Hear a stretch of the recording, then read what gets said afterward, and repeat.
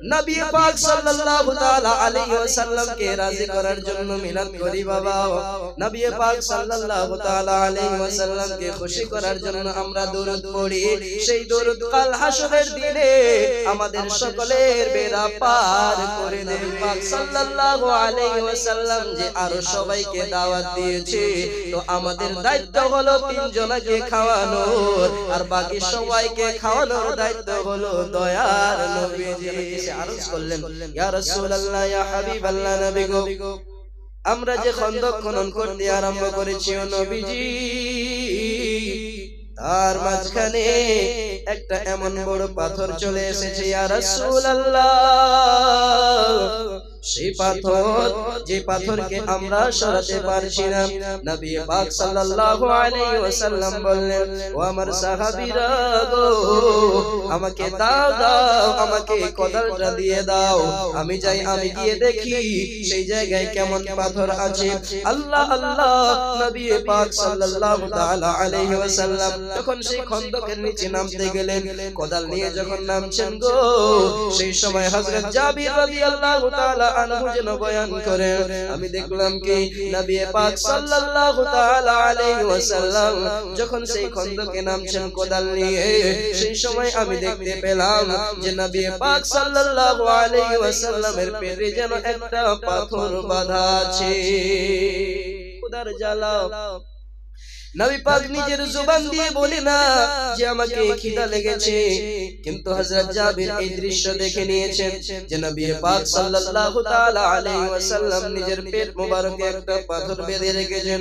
আল্লাহ আল্লাহ, সেই সময়ে যখন এই দৃশ্য দেখেছেন, নবী পাক এবার খন্দকের নিচে নামলেন। নামার পরে যে পাথর পেয়েছিল গো, সেই পাথরে কোদাল দিয়ে একটা আঘাত দিয়েছে, সেই পাথর যেন বালির মতো গুঁড়া হয়ে গিয়েছে।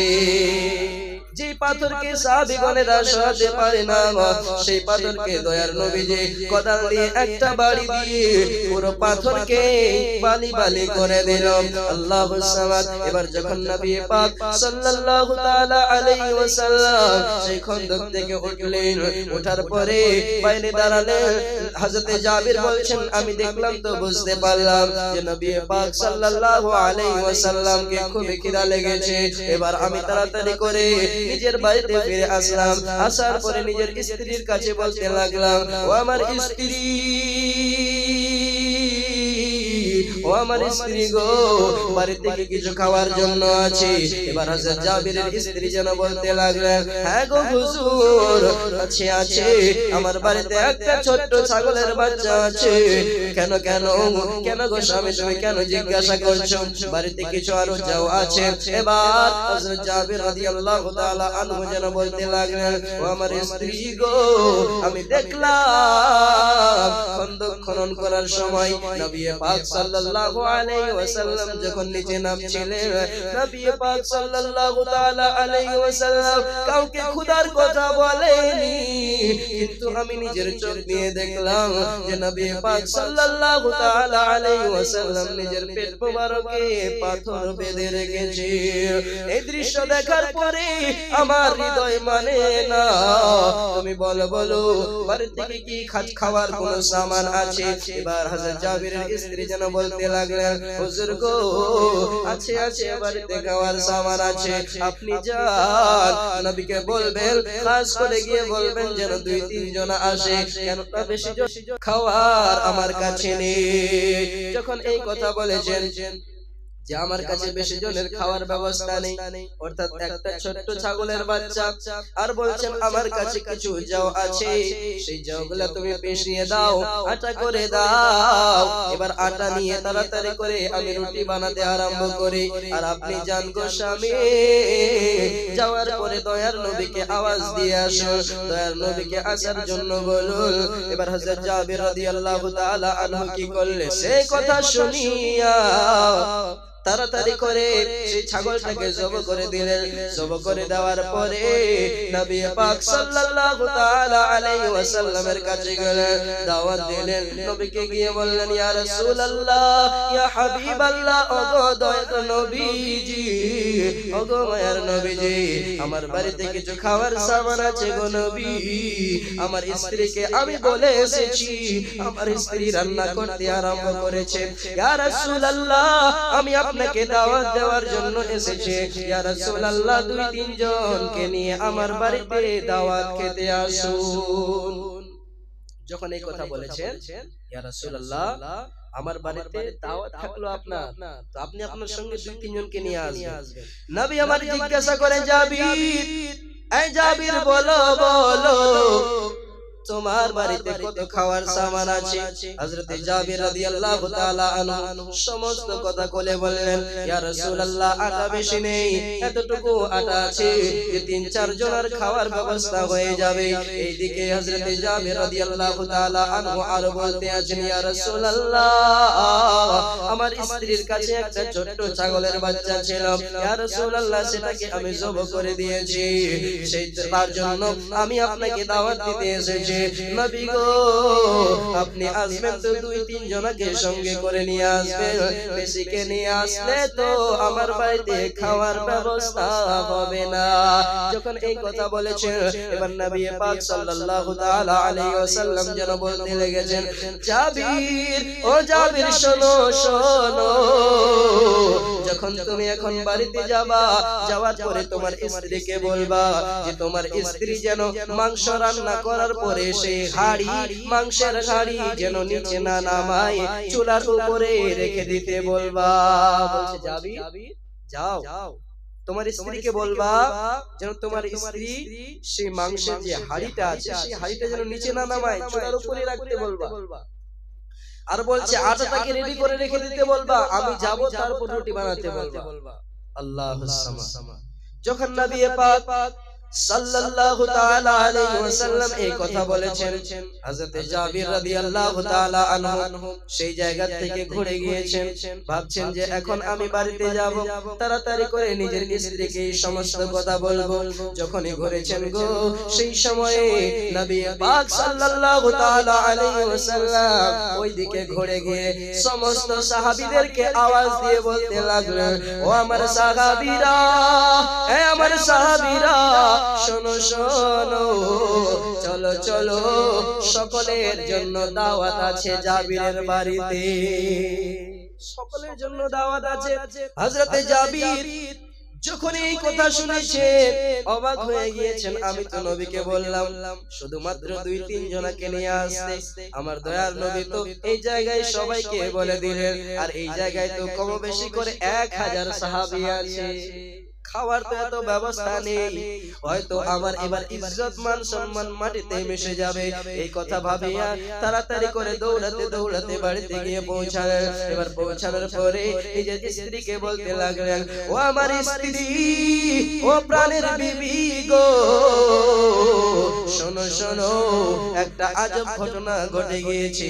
তেনার স্ত্রী জিজ্ঞাসা করছেন, স্বামী বলো বলো, কি ঘটনা ঘটলো গো, কি ঘটনা ঘটে গিয়েছে, কেন তুমি হাঁপাতে হাঁপাতে আসলা, কেন তাড়াতাড়ি করে এসেছো? হযরত জাবির রাদিয়াল্লাহু তাআলা আনহু যেন বলতে লাগলেন, ও আমার স্ত্রী শোনো, যখন আমি নবীকে গিয়ে দাওয়াত দিলাম, নবী পাক সাল্লাল্লাহু তাআলা আলাইহি ওয়াসাল্লাম পিছনে ঘুরিয়া সমস্ত সাহাবীদেরকে দাওয়াত দিয়ে দিয়েছে, সমস্ত সাহাবীদেরকে দাওয়াত দিয়েছে। এবার হযরত জাবির রাদিয়াল্লাহু তাআলা আনহুর স্ত্রী যেন জিজ্ঞাসা করতে লেগেছেন, স্বামী গো, আপনি কি সমস্ত কথা নবীকে খুলে বলেছিলেন? বলে, হ্যাঁ গো স্ত্রী, আমি তো বলেছিলাম, নবীকে সব খুলে বলেছি, বাড়িতে শুধুমাত্র একটা ছোট্ট ছাগলের বাচ্চা যেটাকে জব করে এসেছি। আমি তো নবীকে বলেছি যে আমার বাড়িতে একটু আটা আছে, যে আটা দিয়ে হয়তো 3-4 জনের খাওয়ার ব্যবস্থা হবে, কিন্তু নবী পাককে বলার পরে নবী আমার যেন সমস্ত সাহাবাদেরকে দাওয়াত দিয়েছে। ও আমার স্ত্রী শোনো শোনো, যখন আমি বলেছি নবী পাক যখনই সকলকে দাওয়াত দিয়েছে, আমি অবাক হয়ে তাড়াতাড়ি করে তোমার কাছে ছুটে এসেছি। এবার তিনার স্ত্রী যেন বলতে লেগেছে, স্বামী গো, ও স্বামী জান, আপনি তো শুধুমাত্র 2-3 জনকে দাওয়াত দিয়েছেন, এটাই ঠিক? বলে হ্যাঁ হ্যাঁ, আমি 2-3 জনকে দাওয়াত দিয়েছি। এবার হযরত জাবিরের কথা শুনিয়া তিনার স্ত্রী বলতে লেগেছেন, স্বামী গো, তুমি চিন্তা করিও না, নবী পাককে তুমি গিয়ে বলেছো 3 জনের কথা, আর নবী পাক সাল্লাল্লাহু আলাইহি ওয়াসাল্লাম যে আরো সবাইকে দাওয়াত দিয়েছে, তো আমাদের দায়িত্ব হলো 3 জনকে খাওয়ানোর, আর বাকি সবাইকে খাওয়ানোর দায়িত্ব হলো দয়ার নবীজি। তিনার ঈমান দেখুন, বলছে আমার স্বামী তুমি চিন্তা করিও না, করিও না, আমরা তো 2-3 জনকে দাওয়াত দিয়েছি, আমরা 2-3 জনের খাওয়ার ব্যবস্থা করি, আর বাকি যত সমস্ত অর্থাৎ 997 জন আসবে, সেই সমস্ত মানুষের সমস্ত সাহাবীদের খাওয়া দাওয়ার ব্যবস্থা আমার নবীজি করে দেবে। আমার নবী করবে, তোমাকে চিন্তা করতে হবে না। আল্লাহ আল্লাহ। এবার কিছুক্ষণের মধ্যেই নবী পাক সাল্লাল্লাহু তাআলা আলাইহি ওয়াসাল্লাম সমস্ত সাহাবীদেরকে নিয়ে উপস্থিত।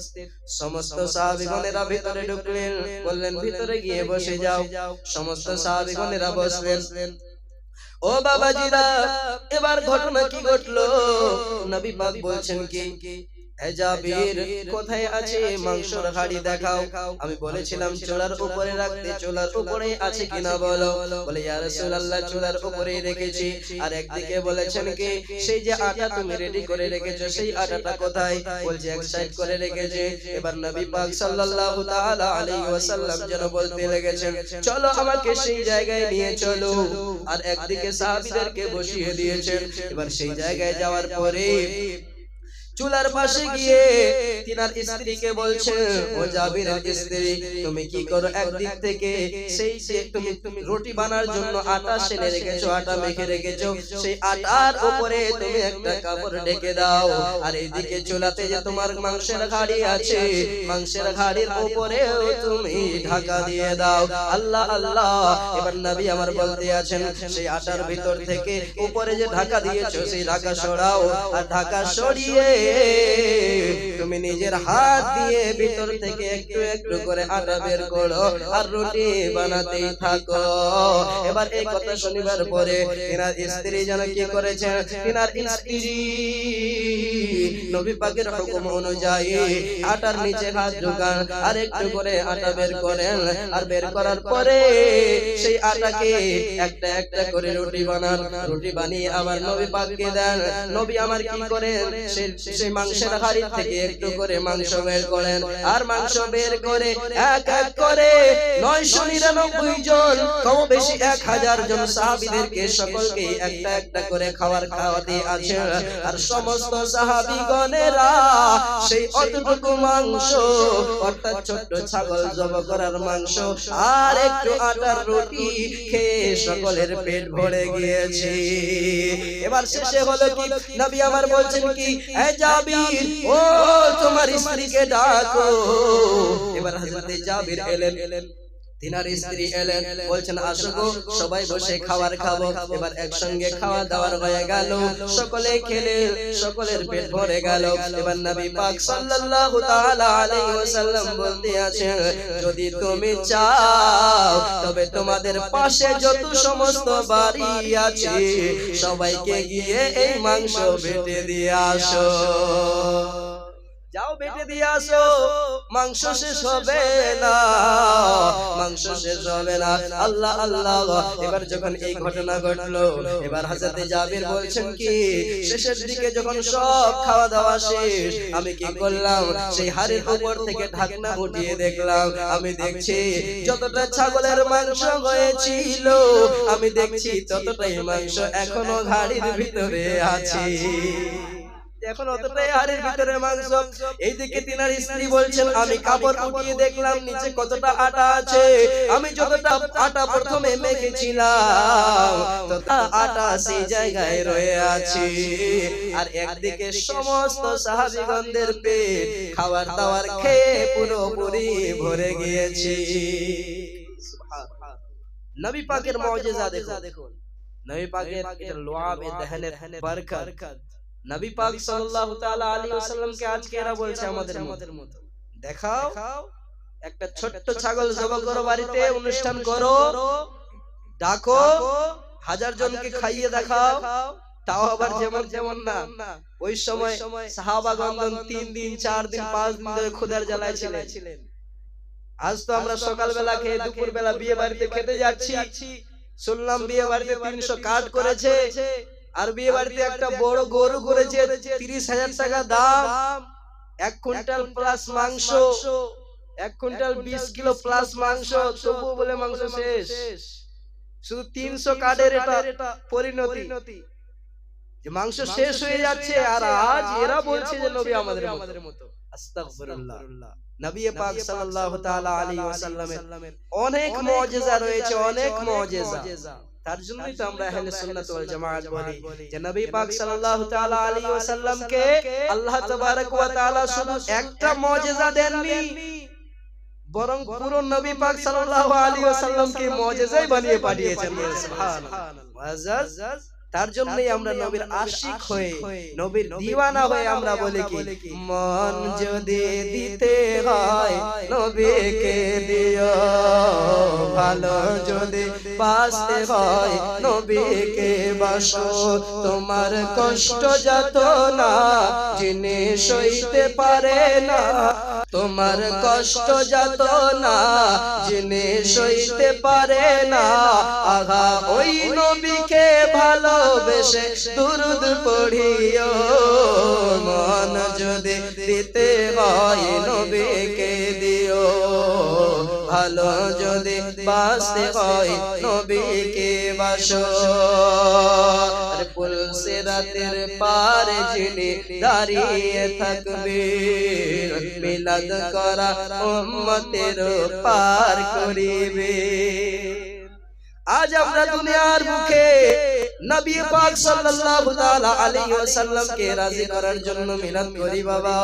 নবী পাক সাল্লাল্লাহু তাআলা আলাইহি ওয়াসাল্লামকে খুশি করার জন্য আমরা দরুদ পড়ি।